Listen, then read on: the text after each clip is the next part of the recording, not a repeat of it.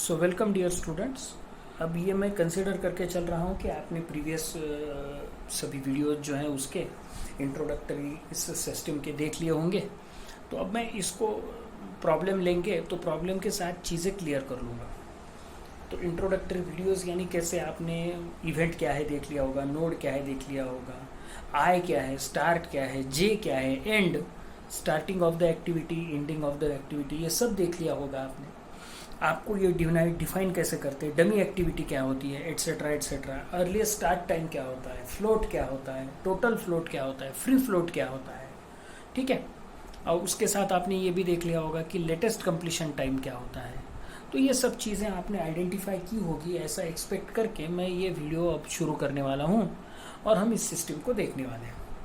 तो अब critical path method के बारे में हम बात करेंगे। तो what is critical path method?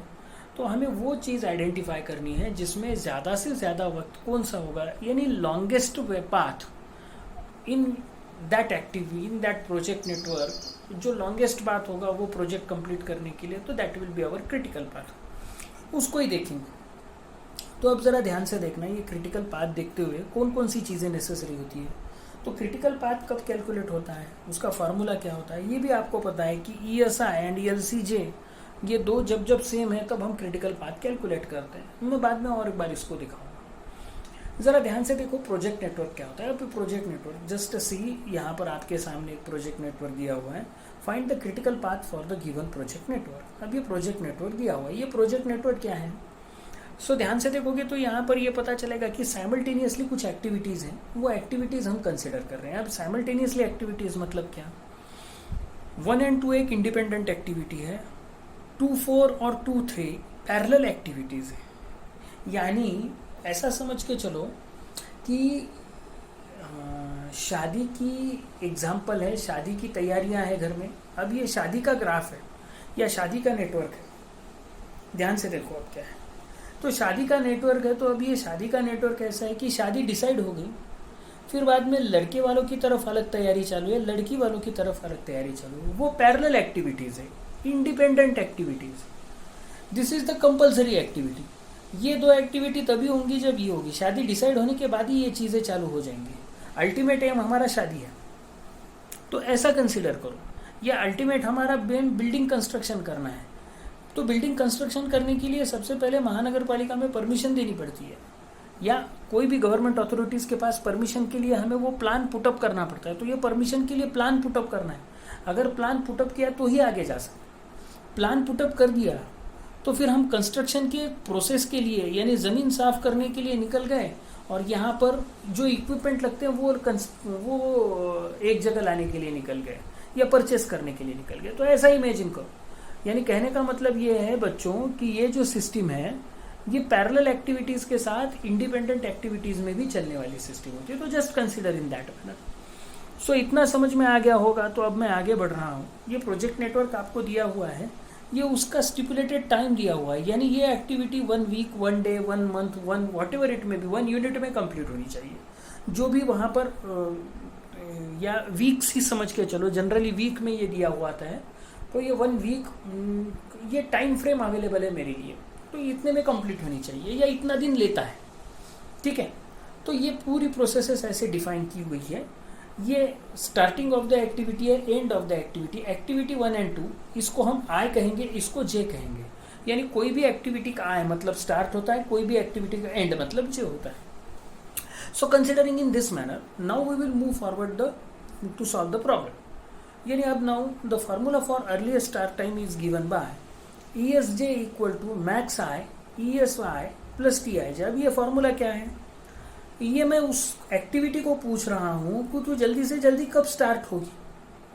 तो वो एक्टिविटी स्टार्ट होने का मतलब ये है कि वो एक्टिविटी खत्म होने के इस पर ये मैं पूछ रहा हूँ कि तू स्टार्ट कब हुई थी। यानी मैं 2 से पूछ रहा हूँ कि ये कब स्टार्ट, ये 2 स्टार्ट कब होगा एक्चुअल।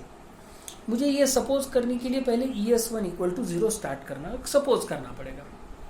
इनिशियल 0, जैसा हम आप भी बहुत अच्छे से जानते हैं 12th में, 11th 12th में हम जब सर्कुलर मोशन एट्सेट्रा एट्सेट्रा या वर्टिकल मोशन पढ़ा करते थे, तब हम इनिशियल स्पीड 0 कंसिडर किया करते थे। तो ये इनिशियल स्पीड 0 ऐसा समझ के चलो। अब जरा देखो वो क्या पूछ रहा है, ES1 0 है तो ES2 पूछ रहा है कि मैं ज़्यादा से ज़्यादा कब स्टार्ट होऊंगा, कम से कम वक्त में मैं कब स्टार्ट होऊंगा। तो कम से कम वक्त स्टार्ट में होने के लिए मुझे इस एक्टिविटी को देखना पड़ेगा। तो ध्यान से देखना बच्चों, ये 2 पूछेगा तेरा I कौन है, तो 2 के लिए I 1 है, यानी ये J पूछेगा कि I कौन है। देखो ना बच्चों, J पूछ रहा है कि I कौन है, J मतलब एंड पूछ रहा है कि मेरी शुरुआत कहाँ से हुई है। तो 2 की शुरुआत कहाँ से हुई है, 2 की शुरुआत 1 से हुई। अब कि 2 की शुरुआत 1 से हुई है तो अब हम काम करते हैं, 2 = 2 की जगह 1 आ गया तो 1 आ गया, तो ES1 + T12 फार्मूला में वैल्यूज पुटअप कर दिए, 0 + 1 1, ES3 2 हो गया है, 3 पूछ रहा है कि मेरा I कौन है, 3 का I 2 है, ES2 + T2 3, 4 + 1 आंसर 5, इसका आंसर आ गया 5 ES का। अब ES4 के पास आने के रास्ते कौन कौन से, 2 है, कौन कौन से, एक तो 3 से आ सकता हूँ, एक तो 2 से आ सकता हूँ। इसको कहते हैं डमी एक्टिविटी। डमी एक्टिविटी मतलब वो एक्टिविटी जो उस प्रॉब्लम में पार्टिसिपेट तो नहीं करती लेकिन प्रॉब्लम या नेटवर्क आसान बनाने में मदद करती है। अंडरस्टूड? जैसा कैटलिस्ट का काम हुआ करता है वैसा ही डमी एक्टिविटी। अब जरा ध्यान से देखना, इसकी वैल्यू 0 है तो अब 4 पूछेगा कि कहाँ कहाँ से आ सकता हूँ, तो कहाँ से आ सकते हैं, आ सकता हूँ 3 से, नहीं तो 2 से, यानी ES3 + T34 ES2 + T24। देखो ES2 + T24 ES3 + 3T4। Answer क्या है, आंसर है इसका, नेक्स्ट पेज पे बता दूं, आंसर है इसका 1 + 4 5 + 0। मैक्सिमम सिलेक्ट करना है तो 5। इतना क्लियर हो गया हो बच्चों तो आगे बढ़ रहा हूँ, ध्यान से देखना। 5, अब 5 पूछेगा कि मेरा I कौन है, 5 पूछ रहा है कि मेरा I कौन है। इसका I बच्चों एक तो 3 है और दूसरा क्या है, 4 है, तो 3 और 4। सो मैंने फार्मूला में वैल्यूज पुटअप कर दी। फार्मूला में वैल्यूज पुटअप करने के बाद मैक्सिमम सिलेक्ट करना था। मैक्सिमम सिलेक्ट करने के बाद आया 9 + 5 + 9 5 + 6, ये बड़ा है 14। अब 6 के लिए 6 पूछ रहा है कि उसका I कौन है, तो जरा ध्यान से देखना 6 को। 6 पूछ रहा है कि उसका I कौन है, I है इसका 4, यानी ES4 + T4 6, 5 + 4 = 9। अब 7 के लिए 7 पूछ रहा है कि उसका I कौन है। 7 पूछ रहा है कि I कौन है, 3 है 5 है 6 है, 3 है 5 है 6 है, ESI + TI मैक्स। फार्मूला में वैल्यूज पुटअप करने के बाद 5 + 9 14 + 8 9 + 8 = 22, ये बड़ा है 22। सो कहने का मतलब ये है बच्चों की जो हाईएस्ट है उसको हम सिलेक्ट करते जाएंगे और उसके हिसाब से आगे बढ़ते जाएंगे। यहाँ तक हम आ गए अर्लियर स्टार्ट टाइम के बाद। अब हम ये पूछेंगे कि कंप्लीशन टाइम कौन सा होगा, ज़्यादा से ज़्यादा कितने वक्त में कंप्लीट होगा। तो जैसा ES1 के लिए हमने कुछ न कुछ सपोज किया, एनालाइज किया, वैसे ही हमें किसके लिए एनालाइज करना पड़ेगा, हमें सपोज करना पड़ेगा ES7 के लिए। तो ES7 = LC7 = 22, ये 101% हमने सपोज कर लिया। अब सपोज करने के बाद अब मुझे LC6 LC5 LC4 LC3 LC2 LC1 इन सब चीज़ों को कैलकुलेट करना है। तो ध्यान से देखना बच्चों, इन सब चीज़ों को कैलकुलेट करने के लिए फार्मूला है LCI = minimum J LCJ - TIJ। अब ये LCI, ये I पूछ रहा है कि तेरा J कौन है।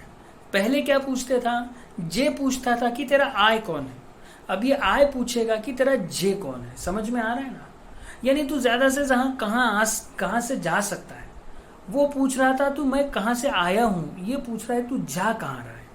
अंडरस्टूड?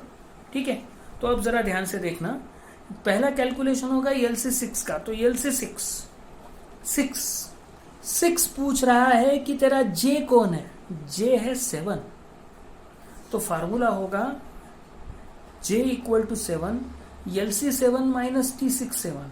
LC7 की वैल्यू 22, T6 7 8, T6 7 8। तो ध्यान से देखना, 22 - 8 14, तो LC6 आया 14। LC5 अब 5 पूछ रहा है कि तेरा जे कौन है। 5 पूछ रहा है जे कौन है। 5 से एक ही रास्ता निकला है और वो 7 तक जाता है, यानी 5 का जे 7 है और इसकी वैल्यू 8 है। अंडरस्टूड? ठीक है, तो minimum J equal to 7, LC 7 minus T5 7, 22 minus 8 14, minimum select करना है। इसको मैं थोड़ी देर के लिए साइड में रखता हूँ बच्चों, सो दैट अब एनालाइज करने के लिए आसान जाएगा। चलो, अब LC 5 हो गया, अब मुझे LC 4 कैलकुलेट करना है। अब LC 4 पूछ रहा है कि उसका जे कौन है।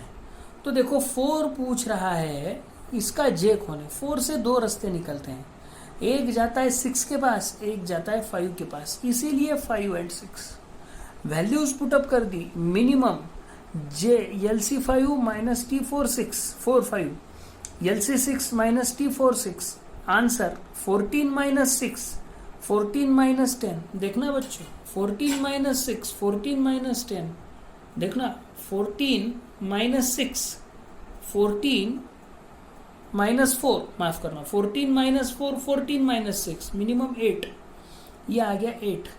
अब LC 3, अब 3 पूछ रहा है कि इसका जे कौन है। 3 का जे 7 है, 5 है, 4 है। अंडरस्टूड? अब 4 की वैल्यू आ गई कितनी, 4 की वैल्यू आ गई 8, तो 8 माइनस 0। नेक्स्ट देखना मैं क्या बोल रहा हूँ, 8 माइनस 0 मैं कैलकुलेट कर रहा हूँ एक्चुअली ग्राफ पर। LC 5 की वैल्यू अगर मैं गलत ना हूँ तो मैं देखूँ, LC 5 14 है, LC 5 14, तो देखना बच्चों, हाँ 14 माइनस 9 14 माइनस 9 और लास्ट 22 माइनस 9, तो 8 माइनस 0 14 माइनस 9 22 माइनस 9, इनमें से मिनिमम आ गया 5। सो इसकी वैल्यू 5। अब देखो ये आ गया 5, ये आ गया LC 4 8। अब नेक्स्ट, अब 2 पूछ रहा है कि इसका जे कौन है। 2 का जे 3 भी है और 4 भी है। तो अब वैल्यू क्या होगी, इसकी वैल्यू आ गई है बच्चों 8, LC 3 की वैल्यू आ गई है 5, तो 8 में से 4 गए और 5 में से 4 गए। देखो 5 में से 4 गए, 8 में से 4 गए, मिनिमम 1, इसकी वैल्यू 1। अब LC 1 पूछ रहा है कि जे कौन है, तो जे 101% 2 है, तो LC 2 माइनस T1 2, 1 माइनस 1 0। तो इस वे से कैलकुलेट करना है बच्चों, इसको फॉरवर्ड कैलकुलेट करना है ES को, LC को बैकवर्ड कैलकुलेट करना है।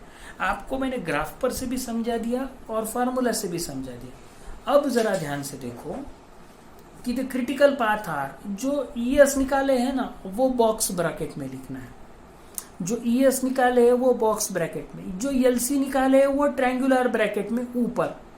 तो अब देखो एज इट इज एक्टिविटी जैसे कि वैसे प्लान की, और जरा देखो तो क्या निकला 0 0 1 1 5 8 14 14 9 14 22 22 5 5, इतना लिख दिया।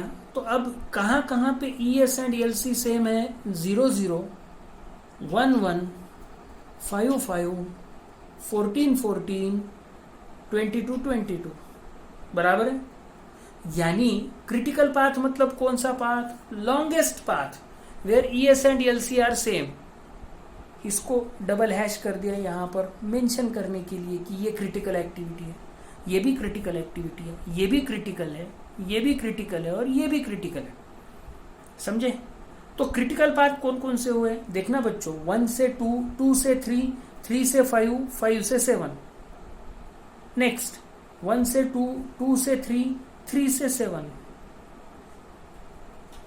अंडरस्टूड? सभी क्रिटिकल एक्टिविटीज एक जगह पर ले ली तो वो हमारा क्या बनाता है, क्रिटिकल पाथ बनाता है।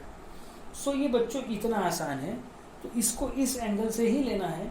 अब जरा ध्यान से देखो कि इतना होने के बाद हम तुरंत एक चीज कैलकुलेट करेंगे, और वो कैलकुलेशन की चीज दूसरी तीसरी कुछ नहीं है, वो है free float and total float. ठीक है, free float and total float. तो अब मैं इसको ज़रा सा यहाँ पर पुट करूँगा, free float and total float. अब इसके लिए बच्चों क्या होना चाहिए, मेरे पास सभी ES एंड LC की वैल्यू होनी चाहिए। अब ज़रा ध्यान से देखोगे तो ES एंड LC की वैल्यू, अब देखो इसमें फार्मूला मैंने दिया हुआ है activity, duration, free float and total float, हर एक एक्टिविटी का।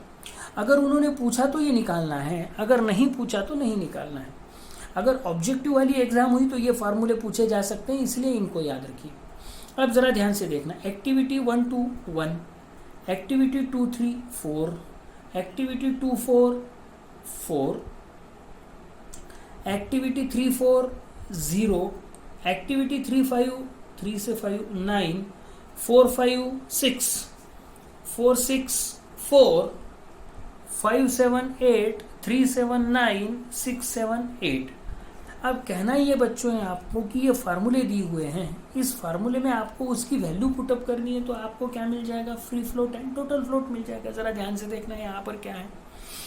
अभी एक मैं कैलकुलेट करके बता देता हूँ, बाकी सब आपकी स्क्रीन पर है, आप आराम से इसको क्या कर सकते हैं, कैलकुलेट कर सकते हैं। ध्यान से देखना, 1 2 एक्टिविटी की वैल्यू 0 है। अब ये 0 है, इनिशियल फ्री फ्लोट है, तो ये 0 ही होगा। कैसे कैलकुलेट कर लो, 1 से 2, ES2 ES1 TIJ। ES2 की वैल्यू क्या आई बच्चों, ज़रा सा मैं एक काम करता हूँ, अब ये चीज़ें आसान हो जाने के लिए मैं यहाँ पर ये रखता हूँ, ठीक है। हाँ चलो, ES2 की वैल्यू क्या है, 1, ठीक है। ES2 की वैल्यू 1, ES1 की वैल्यू 0, TIJ की वैल्यू 1, ये TIJ है, ठीक है। अब देखो 1 - 1 0, total float LCJ, LC2, what is LC2, 1, what is ESI, ES1, ES1 0, minus TIJ 1, तो ये 1 - 1 0, यानी फिर से ये 0 बन गया। कहने का मतलब आपके पास अगर ये टेबल आपके पास अवेलेबल है, ये ग्राफ आपके पास अवेलेबल है, आपने जो नोटेशन किया हुआ, तो ये सिर्फ और सिर्फ 2 या 3 मिनट का काम है, वैल्यूज पुटअप करना और ये आंसर्स निकालना। So this is the case where you can deal any kind of problem in a proper manner. So मैं यहाँ पर एक चीज़ के लिए इसके लिए यहाँ पर रुकता हूँ। नेक्स्ट प्रॉब्लम जब हम लेंगे तब उसमें यही चीज़ और एक बार एक्सप्लेन करेंगे और आराम से इसके और एक आध दो प्रॉब्लम लेने का ट्राई करेंगे। So thank you, thanks a lot.